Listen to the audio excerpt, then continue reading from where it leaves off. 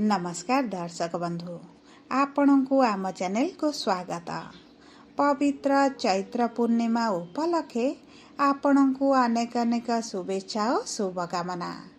आज भिडियोटी वृष राशि व्यक्ति विशेषों बहुत गुरुत्वपूर्ण रही।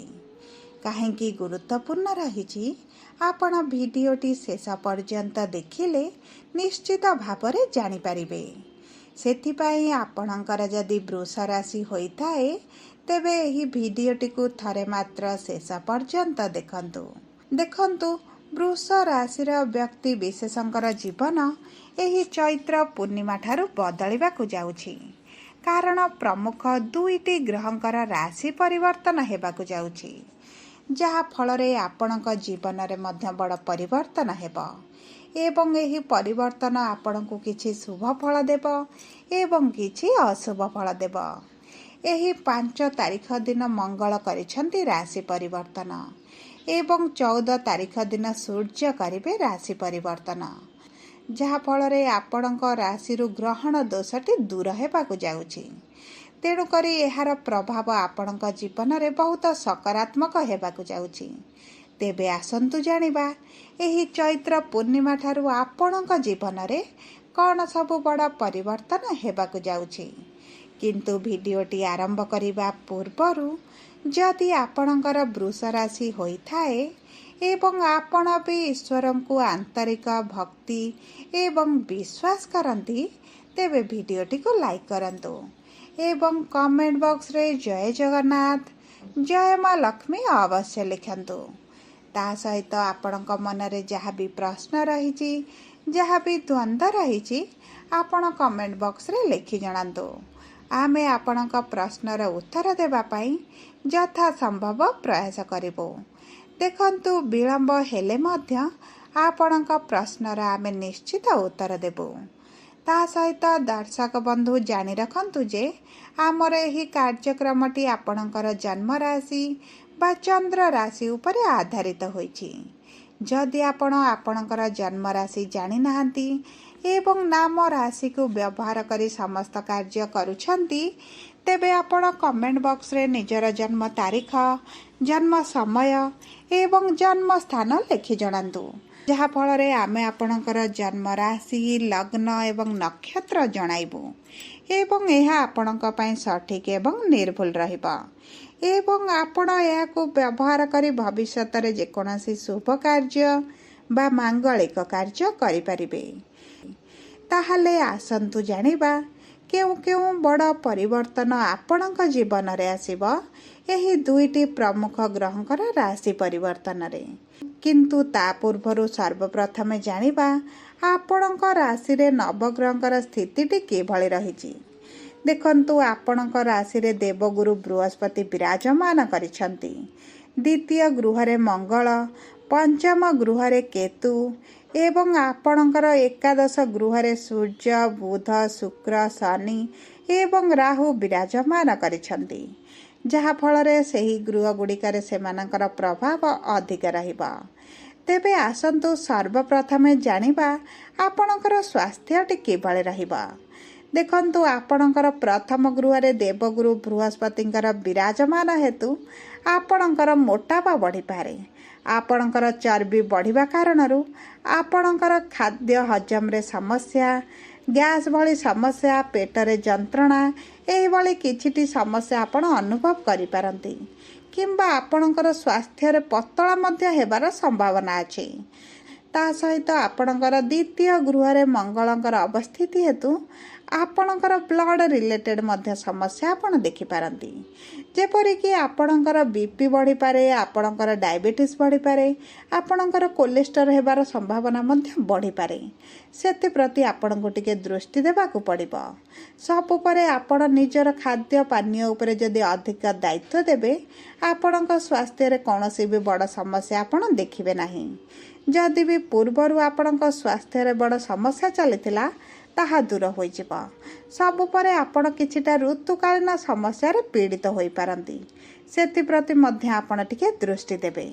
जदि आमे आपणकर प्रेम संपर्क को देखिबा तेबे आपणकर प्रेम संपर्कर गृह केतु विराजमान करिसंती।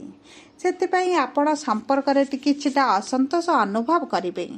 आपणक साथी प्रति आपणकर संदेह भाव मध्य बढ़ी पारे, कारण आपणकर केतु आपणको भ्रमित करुछंती। किंतु केतु मे मास 18 तारिख पर आपणकर चतुर्थ गृह को विराजमान करिवे, जहा फल रे आपणक संपर्क रे मधुरता बढ़िबो। जहा भी मनमालिन मतांतर मतभेद चलीची ताहा दूर होइजिबो। उभयक मध्यरे निकटतरता बढ़िबो। उभय को बुझिबा आरंभ करिवे। मान सम्मान आदान प्रदान हेबो एवं आपण उभय प्रेम संपर्क को विवाह परिणत मध्य करि पारंती। जदि आमे आपणकर शिक्षा को देखिबा तेबे आपणकर पाठ पढ़ारू एतेटा मन रहु नथिबो। आपण अन्य मनस्क हेउथिबे, आपण पढ़ुथिबे मन मध्य रहु नथिबो। किंतु गुरुंकर जेहेतु दृष्टि आपणकर पंचम गृह को रहुछि, आपणकर शिक्षा रे आपण विशेष समस्या देखिबे नाही। जदि भी आपण किछि कॉम्पिटिटिव एग्जाम देउछंती, किछि इंटरव्यू देउछंती, आपण उपकृत हेबे। जदि आपण क्लास प्रमोशन पई परीक्षा देउछंती, सेतिरे मध्य आपणको सफलता मिलिबो। जदि आमे आपणकर संतानर जोग को देखिबा तेबे संतानर जोग बहुत भल रहिछि, कारण गुरुंकर पंचम दृष्टि आपणकर संतानर गृह को रहुछि, जहा फल रे आपण जदि संतान प्राप्ति पई चेष्टा करंती आपणको संतान प्राप्ति होई पारे। जदि आमे आपणकर वैवाहिक संपर्क को देखिबा तेबे विवाहर गृहर स्वामी हेउचंदी मंगल, जे आपणकर द्वितीय गृह रे विराजमान करिसंदी। तेणुकरी विवाह संपर्क रे जहा भी आपणकर पूर्वर समस्या चलीथिला ताहा दूर होइजिबो। पति पत्नी का मध्य निकटतरता बढ़िबो, बुझामणा बढ़िबो। उभय एकत्र होई काम करिबा आरंभ करिवे। तृतीय लोकंक हस्तक्षेप कमिजिबो एवं आपणक मध्य चलीथिबा जो द्वंद्व, आपणक मध्य चलीथिबा दोष, राग, रुषा कम होइजिबो। आपणक परिवार रे आपणक प्रति सम्मान बढ़िबो। आपणक संपर्क रे पुनर्बार मधुरता फेरिबो। आपणक साथीक स्वास्थ्य रे जदि किछि समस्या चलीची ताहा मध्य दूर होइजिबो। जदि आपण पार्टनरशिप बिजनेस करूछंती सेथिरे मध्य आपण लाभान्वित हेबे। सब परे जदि आमे आपणक कर्म क्षेत्र को देखिबा तेबे कर्म क्षेत्र आपणकर बहुत भल रहिछि। आपणक कर्म क्षेत्र रे आपणको सफलता मिलिबो। आपणकर अर्थ आगमन हेबार संभावना बहुत अधिक अछि। आपण ऊर्जावान होई काम करिवे, जहा फल रे आपणक सहकर्मी मानक सहित मध्य संपर्क मधुर रहिबो। उच्च अधिकारी ठारू आपण प्रशंसित हेबे। उच्च अधिकारी आपण प्रियजन मध्य होई पारंती, जहा फल रे आपणक कर्म क्षेत्र रे आपणकर दरमा वृद्धि होई पारे। आपणकर प्रमोशन होई पारे। आपणकर पोस्ट रे परिवर्तन होई पारे। आपणक टार्गेट पूरण होई पारे। विशेष भाव रे आपणक कर्म क्षेत्र रे आपण किछटा परिवर्तन निश्चित देखिबे। जदि आमे व्यवसायी मानक देखिबा तेबे व्यवसाय बहुत भल रहिछि। व्यवसाय को विस्तार करबा पई चिंता करिवे। व्यवसाय रे आपणक लाभ बढ़िबा सहित आपण गोटे कर्ज मुक्त जीवन यापन मध्य करिवे। आपण ऋण परिशोध करबा पई सक्षम हेबे। जदि आपणकर किछि पूर्वरु लोन चलीची ताहा मध्य आपण सुझि देबे। आपणक व्यवसाय रे सहयोगी माने आपणको सहाय्य करिवे। सरकारक तरफरु मध्य आपणको किछिटा सहाय्य मिलि पारे।